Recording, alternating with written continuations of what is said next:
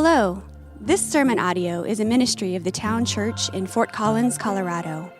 If you would like to learn more about us, how to connect, or how to support us, go to our website, thetownchurch.org. While listening to the Bible preached is a healthy part of our spiritual formation, it is not the whole picture. So if you aren't a part of a local church, we encourage you to prayerfully commit to a local body of believers where you live. We're glad you can join us, and we hope God uses the following sermon to reveal more of His glory to you.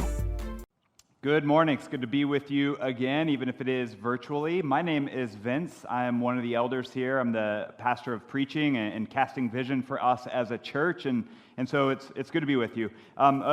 We are glad you're a part of this. Again, in your own living rooms. It's really strange to preach to an empty room, and I'm thankful, though, that so many of you are watching and engaging in our times of worship, even in your own living rooms. In fact, we've had people from all over the country tuning in to watch along with family members and friends. We've had a dad in West Virginia and cousin Brian in Alaska, and people in between watching every week. And so, in fact, let me do this. It could be fun and encouraging for us. If you're not from Fort Collins and you're watching, would you just write in the comments of the blog or on YouTube, hey, this is where we're from and we're watching? It could be encouraging for us to see. We'd love to hear from you in that way.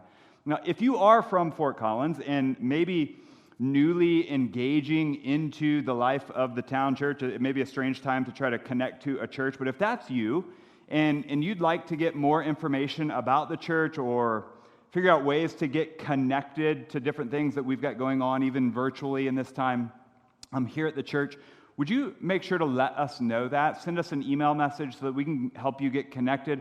All of the pastors on staff here, their email addresses are pretty similar. So mine is vince@thetownchurch.org. Robbie's the same. Eric is the same. Josh the same. Just email us, and we'd love to help you get connected. In this online world in which we're living right now, we still want to try to connect as much as we're able with as many people as we can. And here's the reason I say all of that.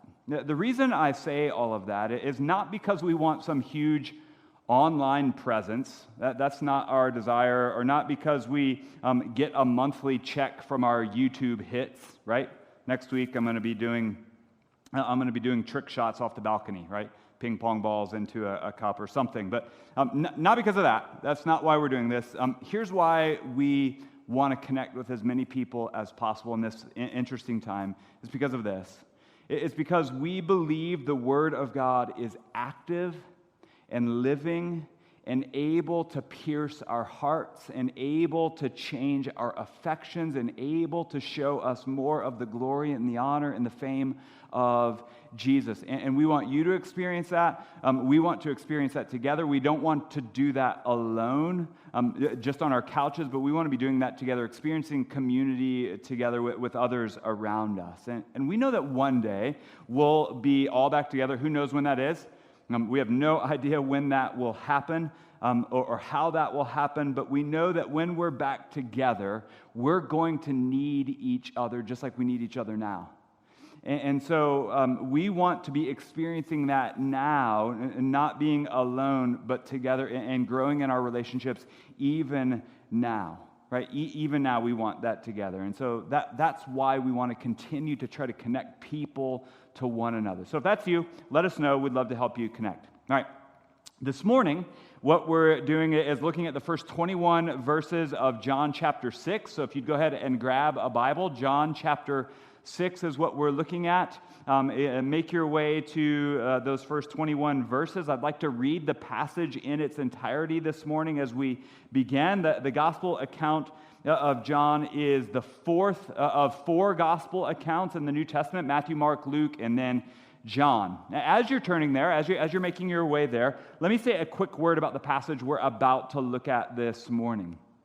The events are found, these events that we're about to read are found in all four gospel accounts. In fact, this miracle, the feeding of the 5,000, probably many of you know this miracle that we're about to read about, is one of the only miracles of Jesus found in all four gospel accounts. It's the only miracle of Jesus found in all four gospel accounts. Now, there are some differences between each of them, and we could spend a lot of time comparing and contrasting those differences. We could add to this part of the story and fill in this part of the story from other gospel accounts, but here's what I'd like to do this morning.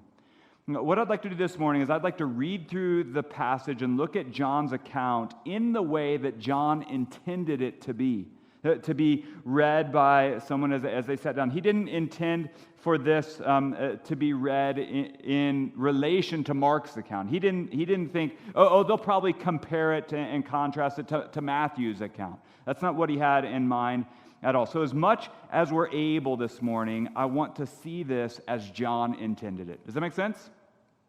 No one's here to answer me, but anyway, does that make sense? Once you found John chapter 6, this may seem strange. You're sitting at home.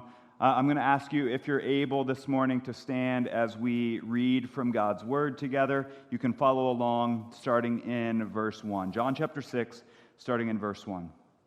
It says this, "After this, Jesus went away to the other side of the Sea of Galilee, which is the Sea of Tiberias, and a large crowd was following him, because they saw the signs that he was doing on the sick. Jesus went up on the mountain, and there he sat down with his disciples. Now the Passover, the feast of the Jews, was at hand.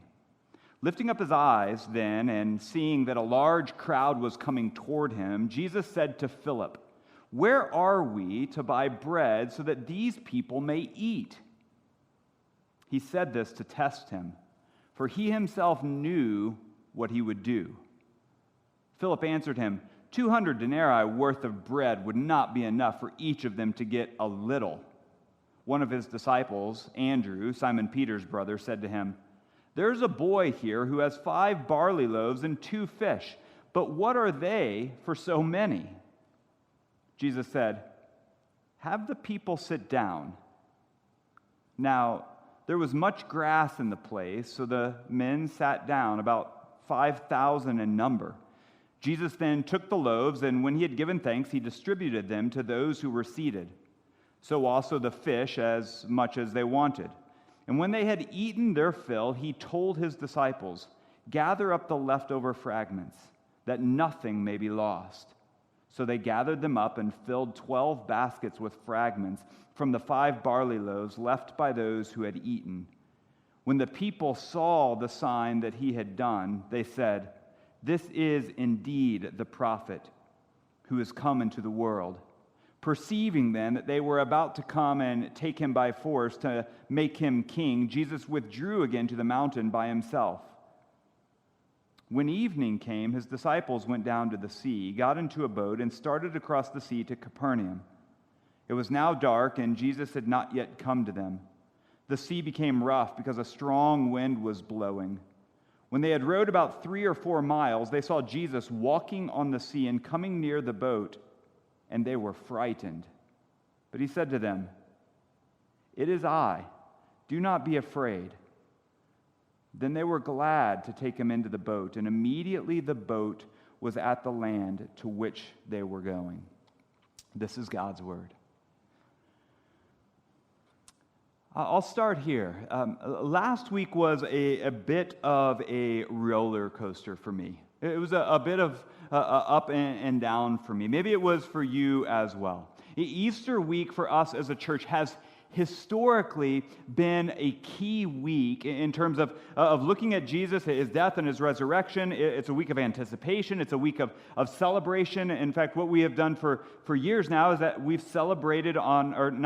we've remembered the death of Jesus on Friday night. It prepares us for giving us a picture of the crucifixion as we read from one of the gospel accounts and of the death of Jesus. It's preparing us for Sunday morning, which is one of singing and of clapping clapping, right? Never in rhythm for us, but of clapping. And nearly every year we've celebrated the resurrection with baptisms, and we often then continue our celebration by gathering in the park just right down the street where the kids have an egg hunt and we bring in food trucks and we just continue the day of celebrating together. That's what we have typically done. Well, last week was similar in some ways. We prepared some of those same kinds of things. We still had a Good Friday gathering. We still celebrated on Easter, but both of those gatherings were online. And many of us sat alone at home. And while the meaning of both of those gatherings was still the same as always, the dynamics around those gatherings online were very different. And I don't know about you, but that mixed with the cold and snowy weather this last weekend made for a pretty discouraging Sunday afternoon for me. It's kind of a letdown. It's kind of I don't know. And I'll just confess, Sunday afternoon and really the beginning part of the week were challenging for me. I went through different feelings from, on the one hand, apathy, really. On the other hand, frustration, a sense of meaninglessness, just kind of a feeling of, why are we doing this? What's the reason? And from there, I'll just be completely honest. I'll use you all. No one's in the room, so I'll just use you all in your living rooms as my therapy. I'll just be completely honest and say that I began the week with some pretty dark questions. Jesus, why are you letting things happen like this? Are you going to show yourself as powerful in all of this? It's supposed to be a time of celebration and really a build-up for us. And that went to questionings for things like this. We're sitting at home with no real presence in our community. Jesus, how does this reveal your power? How does this reveal your power, your authority? How does this reveal your care, your love? How long are you going to let this all drag out? I'm sorry if some of those questions for you knocked me down a bit, if you had me up on a pedestal thinking that you could be discouraged, but I had to keep everything together because I'm the pastor who's leading this. Sorry if I burst your bubble there, but last week for me was a strange week, and sinfully, I think I began to lose sight of the fact that Jesus is still ruling and reigning, and none of his promises have been broken.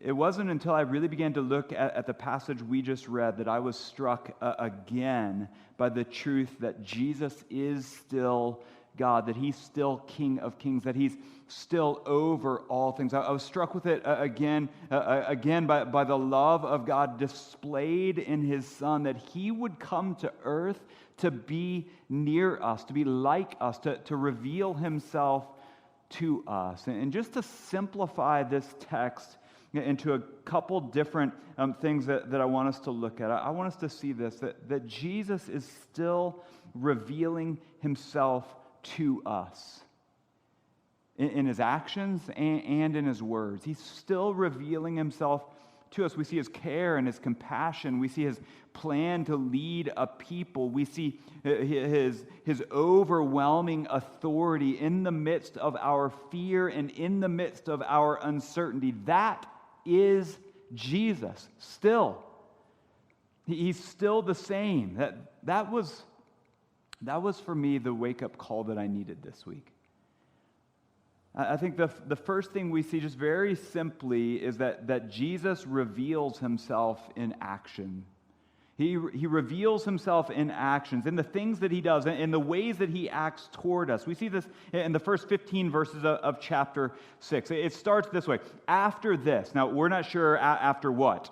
right? Other than John letting us know just simple chronology, the order of events, that it was after the things that he has already written. So after this, some have said it's possible that the things that we read about in John chapter 6 are several months after the healing of the man at the sheep gate, at the pool that we read about a couple weeks ago. John seems not to be as concerned about chronology as he is about theology, and as he is about what those events actually say about Jesus. And so John just says, after this, Jesus left the Jewish leaders. He gets away to the other side of the Sea of Galilee, probably to the east side of the Sea of Galilee. Now, if you're thinking sea, he just goes over to the other side of the sea.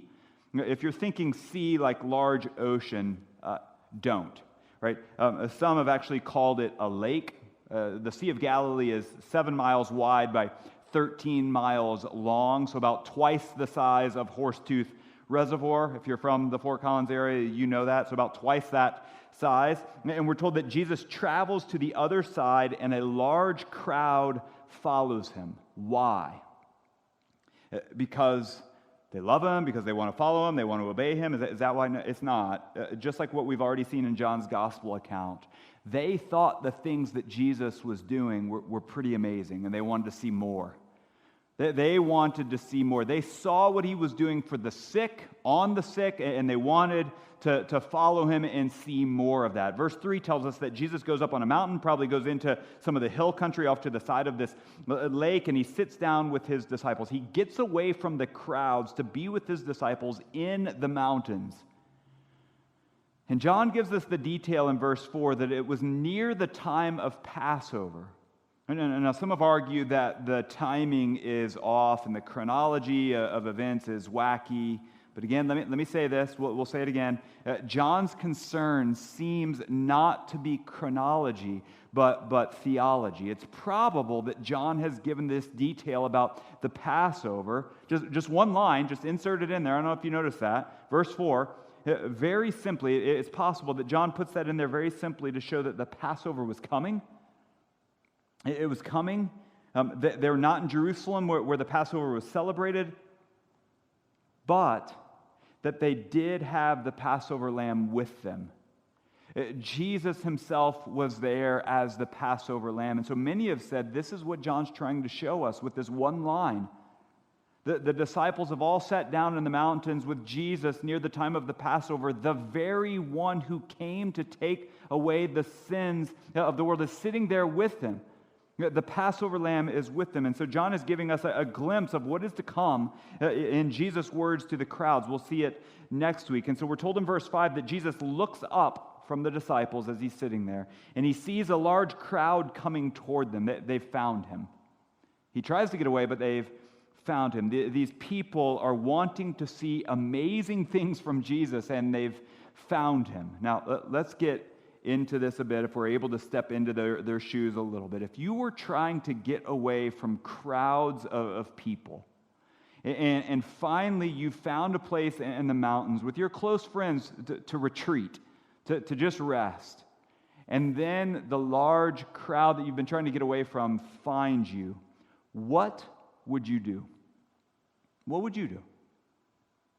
Here's what Jesus does. He's finally found this place in the mountains without crowds of people. He looks up and he sees a crowd. If I'm Jesus, I'm frustrated. My eyes are rolling at this point. I shake my head. I'm just done with people. But that's not Jesus. We're told in verse 5 that he looks up and he sees the crowd and he says to Philip, one of his disciples, "Where are we going to buy bread for so many people?" Let me put this into my own words. Here's the way that I get this picture of what Jesus is saying. He looks up from the disciples, sees this crowd, and he says to Philip, who's from this area and knows the area, he says to Philip, "Philip, you're from the area. You know what's around. Where's the best place to get enough food to serve these people? Because I would love for them to join us." Jesus becomes a host, right? This is hospitality at its finest. Now, have you ever had someone stop by unannounced right around dinner time? We've had that happen before, and here's what you do if you're anything like me. You just postpone dinner until they leave, right? But not Jesus. He says, "They're here. So how are we going to feed them, right? How are we going to be hospitable? That's Jesus, right? And John gives us the behind-the-scenes detail that Jesus said to Philip, all these things, because he already knew what he was going to do to solve the problem. So he asked Philip the question, where are we going to find bread? He already knows what he's going to do, but listen, that's Jesus. He's caring and compassionate, and he knows he's able to provide. And so Philip responds in verse 7 with, I think what we see is a hint of doubt, because he knows the area, right? This is his stomping ground. He knows what places are available to get food for this many people. And so he says, I think with some doubt to Jesus, 200 denarii wouldn't buy us enough bread just to get even a snack for these people, right? That's 8 months' wages worth of food. It wouldn't even buy a snack, just a little bit of food. But then Andrew, another disciple, chimes in and says, well, there is a boy who has 5 barley loaves and 2 fish. I think, again, with a little bit of doubt, a little bit of cynicism, maybe even a little bit of sarcasm. There's a boy with 5 barley loaves and 2 fish. Now, what's probably being hinted at here, barley bread was typically a lower class, poor man's bread, right? Wonder bread. This is white Wonder bread. And these 2 fish were probably dried out, maybe pickled bite-sized fish, maybe sardine-like fish that you would eat alongside with the bread. So really what is being said here by Andrew is, there's a boy with a Lunchable, right? Parents, you understand that, or if you're a foodie, there's a boy with a small plate, or tapas, right? It almost seems as if Andrew is sarcastically saying, oh, okay, Jesus, here's the answer. A few slices of Wonder Bread and a sardine for the crowd, right? That's going to feed us, right, Jesus? But Jesus says in verse 10, what? He says, perfect. Have the people sit down. That's Jesus, caring, compassionate, because he knows he's able to provide. He knows his own authority, the authority that's been handed to him by the Father. Perfect. Would you please seat the people so that we can eat? There's plenty of green grass here for us to host this crowd. And we're told that just the men, John gives us this detail, just the men totaled 5,000. Some have speculated that with the women and children, there could have been upwards of 20,000 people. Now think about that. If you can get your head into that, think about that. Put it this way. Think about your favorite stadium. You remember sports. Remember that? When we used to play those and watch those on television, sports, those were fun. So think about your favorite stadium, whatever that is. For us as a family, we like to watch Major League Soccer here in the United States, and we've gone to several stadiums. A typical Major League Soccer stadium seats about 20,000 people. So just picture that, 20,000 people, whatever stadium comes to mind for you. Jesus says to Philip and to Andrew, great. Some white bread and a few sardines will do. We'll do this. And he gives thanks to God, and he begins passing out the food, bread and fish. And we're told a couple things here. We're told the people ate as much as they wanted, and we're told the people ate their fill. We're also told that the disciples went around picking up leftovers. There were leftovers. There was abundant food. 12 baskets full. So some have said that there's one for each of the disciples. Some have pushed that even further to say that it shows that there was provision for each of the 12 tribes of Israel. Whatever the case is there, when Jesus provides, I think this is what we've got to see. When Jesus provides, we know that it's Jesus providing because we're satisfied and his provision is in abundance. Have you experienced that? You've been lacking in some way, whatever that is, and Jesus has provided for you, and your needs have been met. You've experienced that, haven't you? Just in practical, physical ways. Maybe it's emotional ways or spiritual ways or whatever that is, your needs have been met. But I think we would miss the point altogether if we saw this as a lesson about the way that Jesus provides things for us. The provision of Jesus here is not just about things for us. In fact, it reminds me of Psalm 23. I'm sure many of you know Psalm 23. If you know that, you've probably got it printed on something hanging in your house somewhere. Psalm 23 begins, "The Lord is my shepherd." What's it say? I shall not want. If you just look at the parallel, I shall not want. He makes me lie down in green pastures. Didn't Jesus set the people down in grass as a good shepherd? Listen, friends, the point of the psalm and also the point of what Jesus is doing in John 6 is not about food. It's not about Jesus being our genie in a bottle, giving us everything we ask for. Listen, please, to this. It's about Jesus providing in such a way that we see more of Jesus. The provision that Jesus brings us is not about the provision. It's about Jesus. Right? Psalm 23 speaks to that as well. I shall not want. Why? Because we have a shepherd. He restores my soul. Right? Think about this. Your soul is not restored in a new car. Your soul is not restored in a new job. Restoration to your soul does not come about because of a new wardrobe or a new significant other, a new bank account. Whatever that is, your soul is not restored in anything other than Jesus being your good shepherd. He's with you. The psalm goes on that there is no evil to fear. Even his rod and his staff are a comfort. Your cup overflows. Goodness and mercy are with you. Why? Because you are experiencing nearness to Jesus. The provision of Jesus is not about the provision, but about the provider, Jesus. Friends, Jesus is revealing himself in action. He's revealing himself in action. We see it here, but it's not about his actions, it's about himself. In these days of uncertainty that we're walking through, and for me this past week, these days of discouragement, days some of frustration and some apathy, Jesus has provided everything I need in so much of what I want, and I don't know that I've taken the time to consider that all of this is about Jesus. I don't know if I know or if we'll ever know all of the implications of what we're walking through right now in this strange time of life, but I think I'm ready enough to say that everything related to this virus and all of the stay-at-home orders that have been put into place, all of that, they've been given to us from the good hand of Jesus, providing us an opportunity to fix our eyes more on Jesus. I don't say that lightly.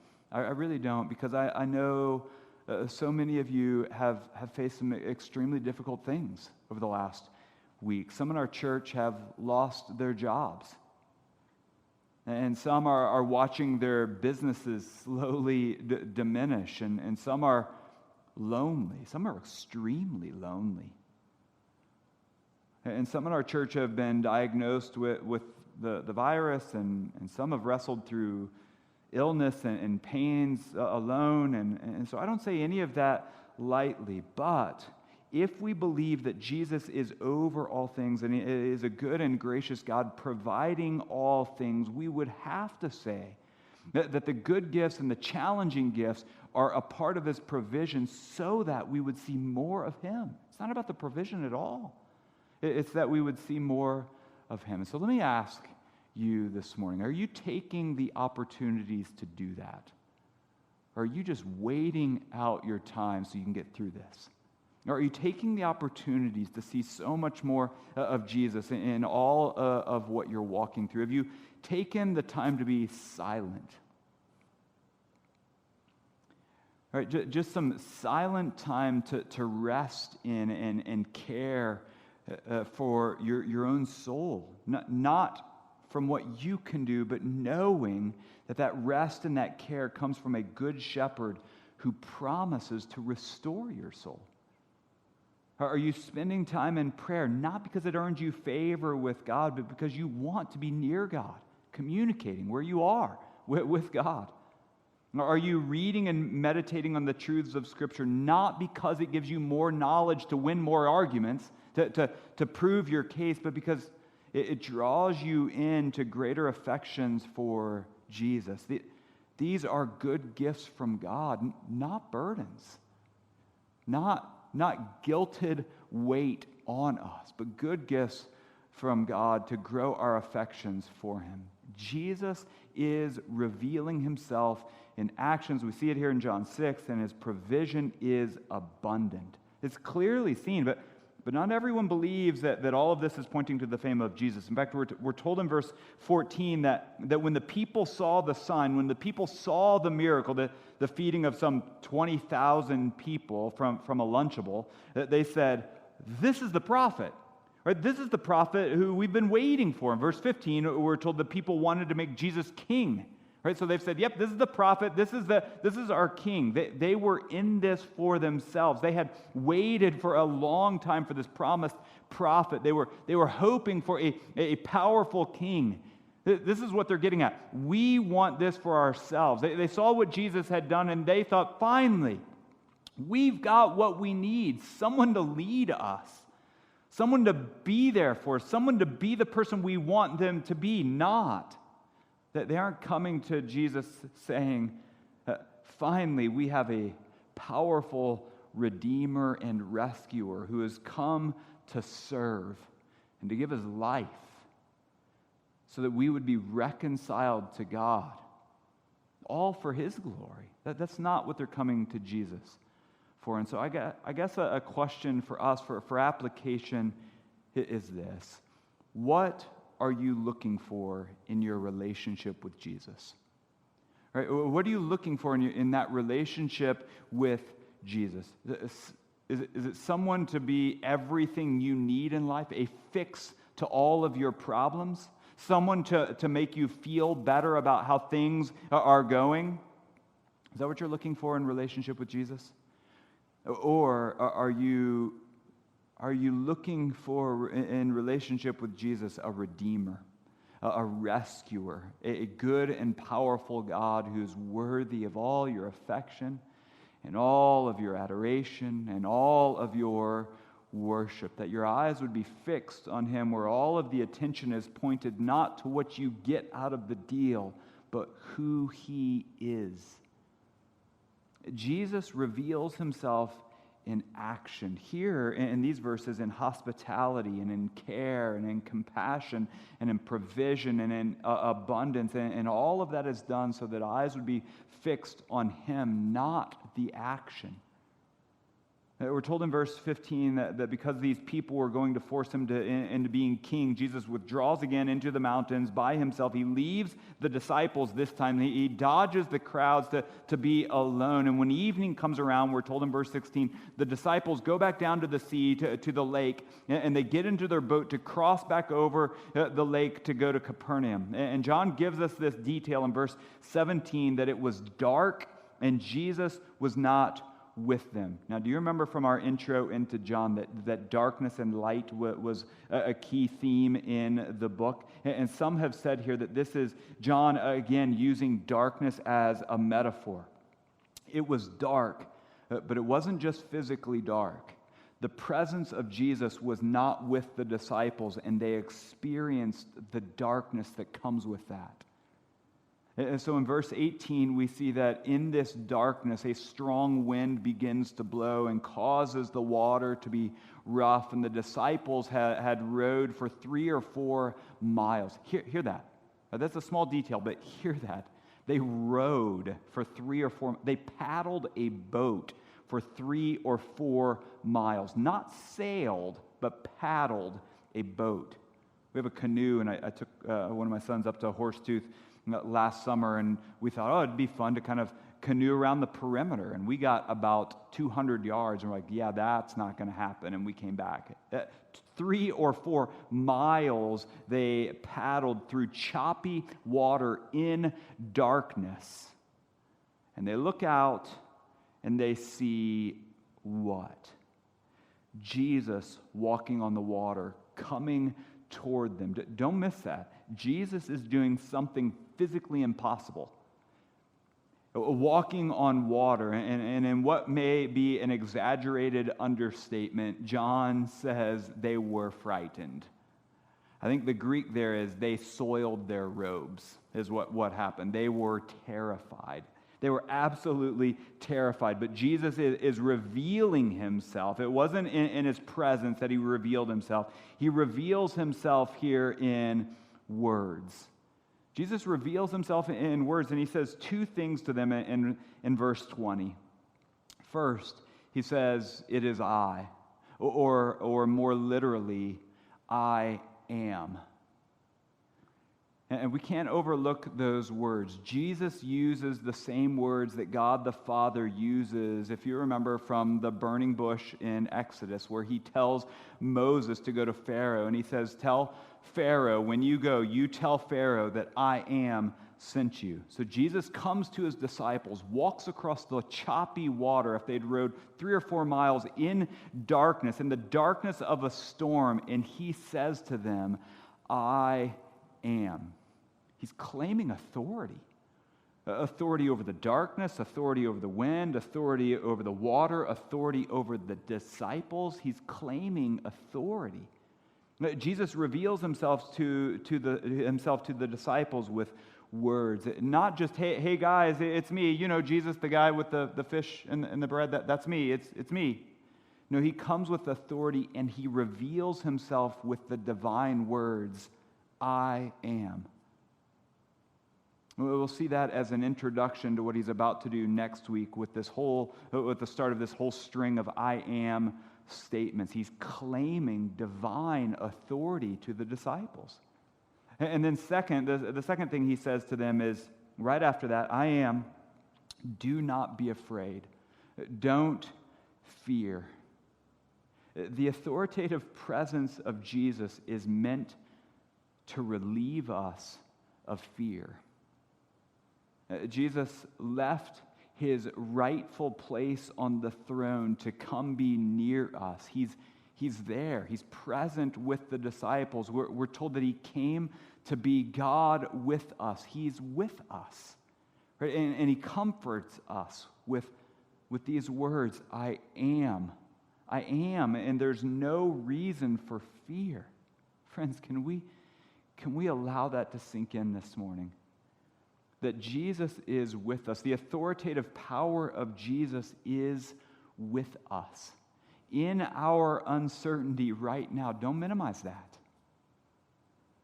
Right? In our uncertainty right now, in your uncertainty in your jobs, in your health, in your relationships, in your community, in your finances, in your uncertainty right now, whatever that uncertainty is for you, and we've got it, there's uncertainty. Jesus is with us. Metaphorically speaking, in the darkness of our own storm, he steps in and he says, "Don't be afraid." Why? Because everything's going to be okay, right? It's all going to work out in your favor. Is that what he says? No, it's not. He says, "Don't be afraid because I'm with you." One of the most repeated commands in all of Scripture is "do not fear," and the words that so often quickly follow that command are what? From God. Do not fear. Why? For I am with you. Jesus is right now, in these uncertain times, revealing himself to us in those same words. The same words he gave his frightened, uncertain disciples in a boat. The same words that God the Father gave Moses to lead his people to redemption. Friends, take comfort in this. Jesus right now is revealing himself to you and me with these same words. I am. There's authoritative power in that. Do not fear. Oh, this is what I needed this week in my discouragement, in my confusion, and in the letdown after Easter being over.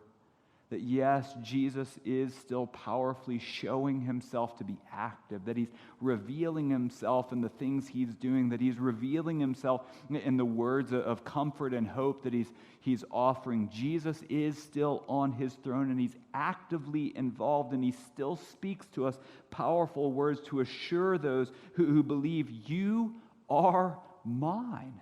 You're mine. I've got you. Do not fear. We're told the disciples make it to where they are headed. This is what we see Jesus showing his authority in the things that he does and the words that he says. And I think we hear those same powerful words of Jesus saying, you're mine. I've got you. Do not fear.